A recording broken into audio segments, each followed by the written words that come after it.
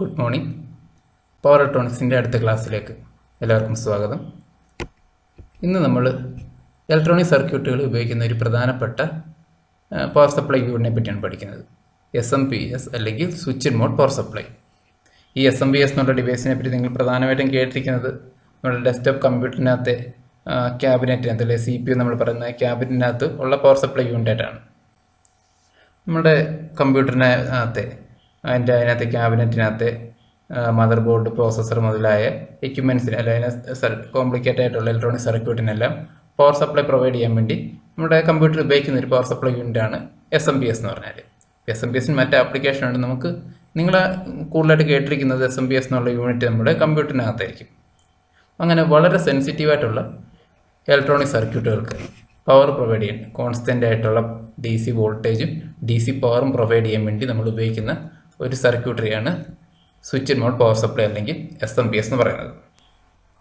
നിങ്ങൾക്ക് ഓൾറെഡി അറിയാവുന്ന power supply unit എന്ന് പറഞ്ഞാൽ നിങ്ങൾ കഴിഞ്ഞ തവണ മിനി പ്രോജക്റ്റിനകത്ത് നിങ്ങൾ ഡിസൈൻ ചെയ്ത അല്ലെങ്കിൽ അതിനകത്ത് നിങ്ങൾ ഉണ്ടാക്കിയെടുത്ത ലീനിയർ റെഗുലേറ്റഡ് പവർ സപ്ലൈ ആണ്. അപ്പോൾ നിങ്ങൾ അന്നേരം എന്തായാലും ചെയ്ത് നമ്മുടെ AC വേവിനെ ഒരു ട്രാൻസ്ഫോമർ വെച്ച് സ്റ്റെപ്പ് ഡൗൺ ചെയ്യുന്നു. ആ സ്റ്റെപ്പ് ഡൗൺ ചെയ്ത വോൾട്ടേജിനെ നമ്മളൊരു ബ്രിഡ്ജ് റെക്ടിഫയർ കൂടെ കടത്തിവിട്ട് വേരിയബിൾ DC ആയിട്ട് റിപ്പിൾസ് ഉള്ള DC ആയിട്ട് കൺവേർട്ട് ചെയ്യുന്നു. പിന്നെ നമുക്ക് ആവശ്യമുള്ള വോൾട്ടേജ് അനുസരിച്ച് സെനർ ഡയോഡ് ഉപയോഗിച്ച് നമുക്ക് അതിൻ്റെ വോൾട്ടേജ് കൺട്രോൾ ചെയ്യുന്നു. പിന്നെ റിപ്പിൾസ് കൺട്രോൾ ചെയ്യാൻ വേണ്ടി നമ്മൾ ഫിൽറ്റർ സർക്യൂട്ടുകൾ ഉപയോഗിച്ച് അവസാനം ഒരു ഏകദേശം ഒരു കോൺസ്റ്റൻ്റ് എന്ന് പറയാവുന്ന ഒരു DC വോൾട്ടേജ് നമ്മൾ ഉണ്ടാക്കിയെടുക്കുന്നു. പക്ഷേ ഈ ലീനിയർ റെഗുലേറ്റഡ് പവർ സപ്ലൈയുടെ പ്രധാന ഡിസഡ്വാൻറ്റേജ് ആണ് അതിൻ്റെ എഫിഷ്യൻസിയാണ്. ഈ ബ്രിഡ്ജ് റെക്ടിഫയർ ഉപയോഗിക്കുന്ന ഈ സർക്യൂട്ടിൻ്റെ എഫിഷ്യൻസി വളരെ കുറവാണ്. ഓൾമോസ്റ്റ് 35% എഫിഷ്യൻസി ഒക്കെ നമുക്ക് ഈ സർക്യൂട്ട് നമുക്ക് കിട്ടത്തുള്ളൂ. അതുപോലെ ഒരു ട്രാൻസ്ഫോമർ ഉപയോഗിക്കുന്ന കാരണം സർക്യൂട്ടിൻ്റെ സൈസ് വളരെ കൂടുതലാണ്. അപ്പം നിങ്ങൾ ഡിസൈൻ ചെയ്ത സർക്യൂട്ടിനകത്തുള്ള ട്രാൻസ്ഫോമറിൻ്റെ സൈസ് കുറവായിരിക്കും.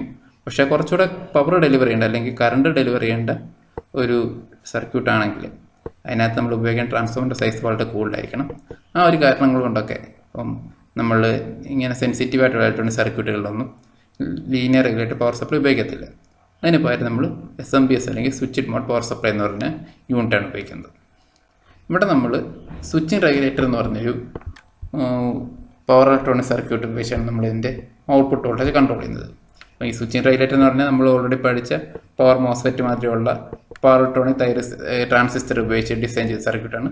ഈ സ്വിച്ചുകൾ നമ്മൾ നേരത്തെ പറഞ്ഞ സർക്യൂട്ടുകളൊക്കെ പറയുന്ന മാതിരി റാപ്പിഡായിട്ട് ഓണും ഓഫും ചെയ്ത് അതിൻ്റെ ഔട്ട്പുട്ട് വോൾട്ടേജ് കൺട്രോൾ ചെയ്ത് ആണ് നമ്മളിവിടെ നമ്മുടെ ഔട്ട്പുട്ടിൽ ഒരു കോൺസ്റ്റൻറ്റ് കാരണം നമ്മൾ ഡെവലപ്പ് ചെയ്തെടുക്കുന്നത്. അപ്പോൾ നമുക്കിതിൻ്റെ സർക്യൂട്ടറി വളരെ കോംപ്ലിക്കേറ്റഡ് ആണ്. നമുക്ക് അതിൻ്റെ സർക്യൂട്ടിൻ്റെ അടുത്ത് പോകണ്ട, നമുക്കിതിൻ്റെ ബ്ലോക്ക് ഡയഗ്രം മാത്രം പഠിച്ചാൽ മതി. നമുക്കിതിൻ്റെ ബ്ലോക്ക് ഡയഗ്രം നോക്കാം. ഈ കാണുന്നതാണ് നമ്മുടെ SMPS യൂണിറ്റിൻ്റെ ബ്ലോക്ക് ഡയഗ്രം. അപ്പോൾ നമുക്ക് കാണാം നമ്മുടെ മെയിൻ സപ്ലൈ യൂണിറ്റ് നമ്മളൊരു ആദ്യത്തെ ബ്ലോക്ക് ഒരു ഇൻപുട്ട് റെക്ടിഫയർ ആൻഡ് ഫിൽറ്റർ, അതിനുശേഷം ഒരു ഇൻവെർട്ടർ സ്റ്റേജിലേക്ക് വരുന്നു. മൂന്നാമത്തെ ഒരു ഔട്ട്പുട്ട് ട്രാൻസ്ഫോം എന്ന സ്റ്റേജ് ഉണ്ട്. നാലാമത്തെ ഒരു ഔട്ട്പുട്ട് റെക്ടിഫയർ ഉണ്ട്. പിന്നെ നമ്മളൊരു ഫീഡ്ബാക്ക് ലൂപ്പ് കാണാം. നമ്മൾ ഔട്ട്പുട്ടിൽ നിന്ന് ഒരു ലൂപ്പ് എടുത്ത് നമ്മൾ ചോപ്പർ കൺട്രോൾ വഴി ഇൻവെർട്ടർ സർക്യൂട്ടിലേക്ക് ഇൻവെർട്ടർ സ്റ്റേജിലേക്ക് നമ്മൾ കണക്ട് ചെയ്യുന്നു. ഇത്രയാണ് നമ്മുടെ SMPSൻ്റെ സിമ്പിളായിട്ടുള്ള ബ്ലോക്ക് ഡയഗ്രം എന്ന് പറഞ്ഞാൽ. അപ്പം നമ്മുടെ ആദ്യത്തെ സ്റ്റേജ് ഇൻപുട്ട് റെക്ടിഫയർ ആൻഡ് ഫിൽറ്ററാണ്. അപ്പോൾ ഇതിന് നമ്മൾ റെക്ടിഫയർ സ്റ്റേജ് എന്ന് പറയും. അപ്പം ഈ സ്റ്റേജ് നമ്മുടെ എല്ലാ SMPSനകത്തും വേണമെന്നുള്ള സ്റ്റേജല്ല. ഇൻ കേസ് നമുക്ക് കിട്ടുന്ന നമ്മുടെ ഇൻപുട്ട് വോൾട്ടേജ് ഒരു DC ആണെങ്കിൽ നമുക്ക് ഈ ഒരു റെക്ടിഫയർ സ്റ്റേജിൻ്റെ ആവശ്യമില്ല. പക്ഷേ ഇപ്പോൾ നമുക്കൊരു ഡൊമസ്റ്റിക് ആപ്ലിക്കേഷനൊക്കെ നോക്കുമ്പോൾ നമുക്ക് കിട്ടുന്ന മെയിൻ പവർ സപ്ലൈ എന്ന് പറഞ്ഞാൽ AC ആണ്. അപ്പോൾ അന്നേരം നമുക്ക് ആ കിട്ടുന്ന AC വേവിനെ DC ആയിട്ട് കൺവേർട്ട് ചെയ്യാനാണ് നമ്മളിവിടെ റെക്ടിഫയർ സ്റ്റേജ് ഉപയോഗിക്കുന്നത്. ഈ റെക്ടിഫയർ ഉപയോഗിച്ച് നമ്മുടെ കൺട്രോൾ റെക്ടിഫയർ ഉപയോഗിച്ച് നമ്മളിവിടെ ഔട്ട്പുട്ട് കിട്ടുന്ന ഇൻപുട്ട് AC വേവിനെ നമ്മൾ ആദ്യം DC ആയിട്ട് കൺവേർട്ട് ചെയ്യുന്നു. റെക്ടിഫയർ DC ആയിട്ട് കൺവേർട്ട് ചെയ്യുന്ന ആ DC വേവിനകത്ത് റിപ്പിൾസ് കാണും. അതൊരു കോൺസ്റ്റൻറ്റ് DC ആയിരിക്കത്തില്ല. അതൊന്ന് കോൺസ്റ്റൻ്റ് ആക്കാൻ വേണ്ടി അല്ലെങ്കിൽ ആ ഒരു റിപ്പിൾസിൻ്റെ എമൗണ്ട് കുറയ്ക്കാൻ വേണ്ടി നമ്മുടെ കപ്പാസിറ്റർ ഫിൽറ്റർ സർക്യൂട്ട് ഉപയോഗിക്കുന്നു. ആ ഫിൽറ്റർ സർക്യൂട്ടുകൾ പാസ് ചെയ്ത് കഴിയുമ്പോൾ നമുക്കിതിൻ്റെ ഔട്ട്പുട്ട് കിട്ടുന്നത് ഒരു ഓൾമോസ്റ്റ് കോൺസ്റ്റൻ്റ് ആയിട്ട് DC വോൾട്ടേജാണ്. അപ്പോൾ നമുക്കിപ്പോൾ ഓൾറെഡി ഒരു DC വോൾട്ടേജ് നമുക്ക് ഇൻപുട്ട് കിട്ടുന്നെങ്കിൽ നമുക്ക് ഈ സെയിൻ്റെ ആവശ്യം വരുന്നില്ല. ഒരു AC വേവാണ് നമുക്ക് ഇൻപുട്ടെങ്കിൽ ആ AC നമുക്ക് ആദ്യം DC ആയിട്ട് കൺവേർട്ട് ചെയ്യണം. അതിനാണ് നമ്മൾ ആദ്യം ഈ റെക്ടിഫയർ ഫിൽറ്റർ സർക്യൂട്ട് നമ്മൾ ഉപയോഗിക്കുന്നത്. ഈ കിട്ടിയ DC വേവിനെ നമ്മൾ അടുത്തൊരു ഇൻവേർട്ടർ സർക്യൂട്ടിലൂടെ കടത്തിവിടുന്നു. ഈ ഇൻവേർട്ടർ നമ്മളൊരു ഹൈ ഫ്രീക്വൻസി ഓസിലേറ്റർ സർക്യൂട്ടാണ്. അപ്പോൾ നമുക്ക് കിട്ടുന്ന ഡി സി വേവിനെ നമ്മൾ ഹൈ ഫ്രീക്വൻസി ഒരു 20 കിലോ ഹെർട്സിന് മുകളിൽ ഫ്രീക്വൻസിയുള്ള എ സി വേവായിട്ട് കൺവേർട്ട് ചെയ്താണ് നമ്മളിവിടെ ഇൻവേർട്ടറിൻ്റെ അകത്തൂടെ പാസ് ചെയ്യുന്നത്, ഇൻവേർട്ടറിൻ്റെ ഔട്ട്പുട്ട് കിട്ടുന്നത്. ഈ റെക്ടിഫയറിനകത്ത് പറയുമ്പോൾ റെക്ടിഫയറിൽ ഒരു പ്രധാന ഡിസഡ്വാൻറ്റേജ് വരുന്നത് ശരിക്കും ആ പവർ ഫാക്ടറിൻ്റെ കാര്യത്തിലാണ്. അപ്പം ഒരു പവർ റിട്ടേൺ സർക്യൂട്ടിൻ്റെ മെയിൻ ഡിസഡ്വാൻറ്റേജ് പവർ ഫാക്ടറാണ്. പവർ റിട്ടേൺ സർക്യൂട്ടിൻ്റെ ഔട്ട്പുട്ട് വോൾട്ടേജിനകത്ത് പവർ ഫാക്ടർ വളരെ മോശമായിരിക്കും. അപ്പോൾ നമുക്ക് ഈ റെക്ടിഫയർ സ്റ്റേജിൻ്റെ കൂടെ തന്നെ നമ്മളൊരു SMPSC സ്പെഷ്യൽ സർക്യൂട്ടർ ഉപയോഗിച്ച് നമ്മുടെ കറണ്ട് വേവ് ഫോമിനെ വോൾട്ടേജ് ഇൻഫേസ് ആക്കാനുള്ള ഒരു സർക്യൂട്ട് വേവ് ഫോം ഉപയോഗിച്ച് നമ്മൾ പവർ ഫാക്ടർ ഓൾമോസ്റ്റ് ഇൻഫേസ് ആക്കാൻ വേണ്ടി നമ്മൾ ശ്രമിക്കും ഇവിടെ ഒരു സ്റ്റേജിലൂടെ വെച്ച്. അതിനുശേഷം നമ്മൾ ഇൻവേർട്ടറിലൂടെ കടത്തിവിടുന്നത്. ഇൻവേർട്ടറിലൂടെ കടത്തിവിട്ട് നമ്മൾ ഈ കിട്ടിയ ഡി സി വേവിനെ നമ്മളൊരു ഹൈ ഫ്രീക്വൻസി AC ആയിട്ട് മാറ്റും. ഈ AC നമ്മൾ ജനറേറ്റ് ചെയ്യുന്നതിൻ്റെ ഫ്രീക്വൻസി നമ്മൾ 20 കിലോ ഹെർട്സിൽ കൂടുതലാക്കാൻ ശ്രമിക്കും. കാരണം 20 കിലോ ഹെർട്സ് വരെയുള്ള ഫ്രീക്വൻസി ഹ്യൂമൻ ഇയർസിനോഡിബിൾ ആണ്. ഇപ്പം നമ്മൾ ഇത് പ്രവർത്തിപ്പിക്കുമ്പം സൗണ്ട് നോയ്സ് ഒന്നും ഉണ്ടാകാതിരിക്കാൻ വേണ്ടി നമ്മളിവിടെ ഇൻവെർട്ടർ സർക്യൂട്ടിൻ്റെ ഫ്രീക്വൻസി 20 കിലോ ഹെർട്സിന് മുകളിലായിട്ടാണ് നമ്മൾ ഡിസൈൻ ചെയ്യുന്നത്. ഇൻവെർട്ടർ സർക്യൂട്ടിൻ്റെ ഔട്ട്പുട്ട് നമുക്ക് ഹൈ ഫ്രീക്വൻസി ഔട്ട്പുട്ട് നമുക്ക് ഇവിടെ കിട്ടി. അതിനുശേഷം നമ്മളൊരു ഔട്ട്പുട്ട് ട്രാൻസ്ഫോമറിലൂടെ കടത്തിവിടുന്നു. ഈ ഔട്ട്പുട്ട് ട്രാൻസ്ഫോമർ നമുക്കിവിടെ നിർബന്ധമായിട്ടുള്ളൊരു സ്റ്റേജ് അല്ല ശരിക്കും. നമുക്ക് നമ്മുടെ പവർ സപ്ലൈയുടെ ടോട്ടൽ SMPS യൂണിറ്റിൻ്റെ ഇൻപുട്ടും ഔട്ട്പുട്ടും തമ്മിൽ ഐസൊലേറ്റ് ചെയ്യണമെങ്കിൽ, അതായത് ഇൻപുട്ടും ഔട്ട്പുട്ടും തമ്മിൽ ഒരു ഡയറക്റ്റായിട്ട് ഒരു ഇലക്ട്രിക്കൽ കോൺടാക്റ്റ് വേണ്ടെങ്കിലാണ് നമ്മളിവിടെ ഔട്ട്പുട്ട് ട്രാൻസ്ഫോമർ ഉപയോഗിക്കുന്നത്. ഇതിന് പകരം നമുക്കിപ്പോൾ അങ്ങനൊരു ഐസൊലേഷൻ ആവശ്യമില്ല. പകരം നമുക്ക് സിമ്പിളായിട്ട് സർക്യൂട്ട് മതിയെങ്കിൽ നമുക്കൊരു ട്രാൻസ്ഫോമറിന് പകരം നമ്മളൊരു സാധാരണ ഇൻഡക്ടർ ഉപയോഗിച്ചാൽ മതി. അപ്പോൾ ആ രീതി നമുക്ക് ഡിസൈൻ ചെയ്ത് നമുക്കൊരു ബക്ക് കൺവെർട്ടർ ഒക്കെ ഡിസൈൻ ചെയ്താൽ മതി. ഒരു സിമ്പിൾ റെക്ടിഫയർ ഉപയോഗിച്ച് അല്ലെ സിമ്പിൾ ഇൻഡക്ടർ ഉപയോഗിച്ച് നമുക്ക് ഈ സ്റ്റേജ് നമുക്ക് മാറ്റിയെടുക്കാം. പക്ഷെ നമ്മളൊരു വലിയ പവർ സപ്ലൈ യൂണിറ്റൊക്കെ ഡിസൈൻ ചെയ്യുമ്പം നമുക്ക് അതിൻ്റെ ഔട്ട്പുട്ടും ഇൻപുട്ടും തമ്മിലൊരു ഐസൊലേഷൻ വേണം. അതിനുവേണ്ടിയാണ് നമ്മളുടെ ഔട്ട്പുട്ട് ട്രാൻസ്ഫോമർ ഉപയോഗിക്കുന്നത്. അപ്പം ഈ ഔട്ട്പുട്ട് ട്രാൻസ്ഫോമറിൻ്റെ ഔട്ട്പുട്ട് നമ്മൾ റെക്ടിഫയറിലൂടെ കടത്തിവിട്ട് വീണ്ടും ഈ കിട്ടിയ വേവിനെ നമ്മൾ DC ആയിട്ട് കൺവേർട്ട് ചെയ്ത് ഈ DC വേവിനെയാണ് നമ്മൾ ഔട്ട്പുട്ടിലേക്ക് എടുക്കുന്നത്. ഇനി ഈ കിട്ടിയ DC വേവിനെ കോൺസ്റ്റൻ്റ് ആയിട്ട് നമുക്ക് നിർത്തണം. ഇപ്പോൾ DCയുടെ ഔട്ട്പുട്ട് നമുക്ക് വേരിയേഷൻ വരുന്നുണ്ടെന്ന് കണ്ടിന്യൂസ് ആയിട്ട് ചെക്ക് ചെയ്തുകൊണ്ടിരിക്കണം. ഇത് കണ്ടിന്യൂസ് ആയിട്ട് ചെക്ക് ചെയ്യാൻ വേണ്ടി നമ്മുടെ ഒരു ഫീഡ്ബാക്ക് ലൂപ്പ് എടുത്തിട്ടുണ്ട്. ഈ സർക്യൂട്ട്, ഈ ചോപ്പർ കൺട്രോൾ സർക്യൂട്ട് കണ്ടിന്യൂസ് ആയിട്ട് ഈ ഔട്ട്പുട്ട് വേവ് ചെക്ക് ചെയ്തുകൊണ്ടിരിക്കും.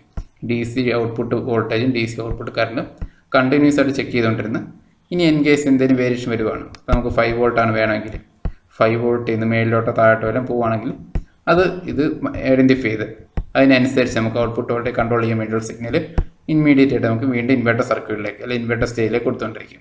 അപ്പം ഈ DC ഔട്ട്പുട്ട് കോൺസ്റ്റൻ്റ് ആക്കിക്കില്ല, മൈക്രോ സെക്കൻഡ് ഡിഫറൻസിൽ തന്നെ എന്തെങ്കിലും ഒരു വേരിയേഷൻ ഉണ്ടായാലും അതിനുവേണ്ടിയുള്ള കറക്ഷൻ കൊടുക്കാൻ വേണ്ടി നമ്മളിവിടെ ചോപ്പർ കൺട്രോൾ സ്റ്റേജ് നമ്മൾ പ്രൊവൈഡ് ചെയ്തേക്കുന്നത്.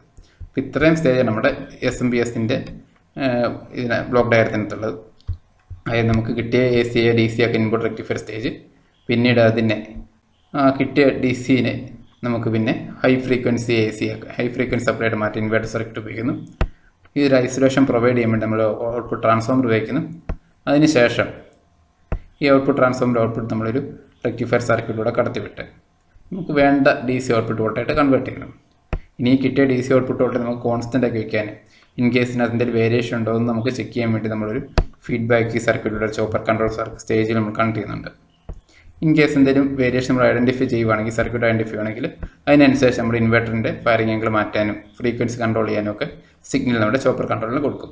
ഇത്രയാണ് നമ്മുടെ SMPSൻ്റെ വർക്കിംഗ് എന്ന് പറഞ്ഞാൽ. SMPSൻ്റെ വർക്കിങ്ങിൽ ഓരോ സ്റ്റേജിനെ പറ്റിയുള്ള നോട്ട് ഇവിടെ പറഞ്ഞിട്ടുണ്ട്. ഞാൻ നേരത്തെ എക്സ്പ്ലെയിൻ ചെയ്ത കാര്യം തന്നെയാണ്. റെക്ടിഫയർ സ്റ്റേജ് AC DC ആയിട്ട് മാറ്റുന്നു. അതുപോലെ തന്നെ പവർ ഫാക്ടർ കറക്ഷൻ ചെയ്യാൻ വേണ്ടി നമ്മൾ SMPSനകത്ത് സ്പെഷ്യൽ സർക്യൂട്ടറിയൊക്കെ ഉപയോഗിക്കുന്നുണ്ട്. ഇനി റെക്ടിഫൈ ചെയ്ത DC വോൾട്ടേജ് സ്മൂത്തൻ ചെയ്യാൻ വേണ്ടി, റിപ്പിൾസ് ഒഴിവാക്കാൻ വേണ്ടി നമ്മൾ കപ്പാസിറ്റർ ഫിൽറ്റർ സർക്യൂട്ടർ ഉപയോഗിക്കുന്നു. ഇത്രയാണ് ഒന്നാമത് സംഭവിക്കുന്നത്. രണ്ടാമത്തെ സ്റ്റേജിൽ ഇതിനെ ഹൈ ഫ്രീക്വൻസി AC ആയിട്ട് പവർ ഓസിലേറ്റർ ഉപയോഗിച്ച് മാറ്റുന്നു. അത് വേണ്ട ഔട്ട്പുട്ട് ട്രാൻസ്ഫോമർ ഉപയോഗിച്ച് നമ്മളൊരു ഇലക്ട്രിക്കൽ ഐസൊലേഷൻ പ്രൊവൈഡ് ചെയ്യുന്നു. ഈ സർക്യൂട്ട് ഇപ്പം നമുക്ക് ഔട്ട്പുട്ട് വേണ്ട DC വോൾട്ടേജ് അതിൻ്റെ വാല്യൂവിനനുസരിച്ച് നമുക്കിവിടെ ഒരു സ്റ്റെപ്പ് അപ്പോ സ്റ്റെപ്പ് ഡൗൺ ആയിട്ടുള്ള ട്രാൻസ്ഫോമർ ഉപയോഗിക്കാം. ഇനി അതിന് ശേഷം നമുക്ക് കിട്ടിയ ഹൈ ഫ്രീക്വൻസി AC നമ്മൾ DC ആയിട്ട് റെക്ടിഫൈ ചെയ്യാൻ വേണ്ടി ഒരു ഔട്ട്പുട്ട് റെക്ടിഫയർ ഉപയോഗിച്ച് അതിനെ നമ്മൾ സ്മൂത്തൻ ചെയ്ത് നമുക്ക് കപ്പാസിറ്റർ സർക്യൂട്ട് ഉപയോഗിച്ച് സ്മൂത്തൻ ചെയ്ത് നമ്മുടെ ഔട്ട്പുട്ടിലേക്ക് വിടുന്നു. ഈ ഔട്ട്പുട്ട് വന്ന വേവ് ഫോമിനെ നമുക്ക് കൺട്രോൾ ചെയ്യാൻ വേണ്ടി നമ്മളൊരു ഫീഡ്ബാക്ക് സർക്യൂട്ട് ഉപയോഗിക്കുന്നുണ്ട്. ആ ഫീഡ്ബാക്ക് സർക്യൂട്ടിൻ്റെ ഔട്ട്പുട്ട് ഈ ഷോപ്പർ കൺട്രോളർ സ്റ്റേജ് എപ്പോഴും ചെക്ക് ചെയ്തുകൊണ്ടിരിക്കും. ഈ ചെക്ക് ചെയ്യുന്ന വോൾട്ടേജിൻ്റെ വേരിയേഷൻ അനുസരിച്ച് നമുക്ക് നമ്മുടെ ഇൻവെർട്ടർ സ്റ്റേജിലോട്ട് കൊടുക്കുന്ന കൺട്രോളിംഗ് സിഗ്നൽ വേരി ചെയ്യാം. ഇങ്ങനെ നമുക്ക് നമ്മുടെ SMPSൻ്റെ ഔട്ട്പുട്ട് വോൾട്ടേജും കറണ്ടും കോൺസ്റ്റൻ്റ് ആക്കി വയ്ക്കാൻ സാധിക്കും. ഇപ്പം ഇതൊരു ഔട്ട്പുട്ട് അല്ല, അതിൻ്റെ ഒരു ഔട്ട്പുട്ട് വോൾട്ടേജൊക്കെ ജനറേറ്റ് ചെയ്യുന്ന വളരെ സിമ്പിളായിട്ട് പറഞ്ഞെങ്കിൽ ഇത് വളരെ കോംപ്ലിക്കേറ്റഡ് സർക്യൂട്ടറിയാണ്. പക്ഷെ നമുക്കത് കാരണം നമുക്ക് ഇതിൻ്റെ ബ്ലോക്ക് ഡയഗ്രാം അതിൻ്റെ മെയിനായിട്ടുള്ള ജനറൽ ഫംഗ്ഷൻ മാത്രം പഠിച്ചാൽ മതി. അപ്പോൾ ഇത്രയാണ് നമ്മുടെ SMPSൻ്റെ വർക്കിങ്ങിനെ പറ്റി ഉള്ളത്. ഇപ്പം ഡൗട്ടുള്ളവർ വാട്സാപ്പിലൂടെ കമൻറ്റിലൂടെ ചോദിക്കുക, ഞാൻ വിളിച്ച് എങ്ങനെയും എക്സ്പ്ലെയിൻ ചെയ്തുതരാം. അപ്പോൾ നമുക്ക് ഇതിനകത്ത് കൂടുതലായിട്ട് അതിൻ്റെ വർക്കിങ്ങിനെ പറ്റി ഒന്നും അധികം ഡീപ്പായിട്ട് പോകേണ്ട കാര്യമൊന്നുമില്ല. ജനറലി ബ്ലോക്ക് ഡയഗ്രാം വെച്ച് എങ്ങനെയാണ് നമ്മൾ അതിനകത്ത് ഏതൊക്കെ സ്റ്റേജാണ്, ഓരോ സ്റ്റേജും എന്തൊക്കെയാണ് ചെയ്യുന്നുള്ള കാര്യമാണ് നമ്മൾ എക്സാമിന് ചോദിക്കുന്നത്.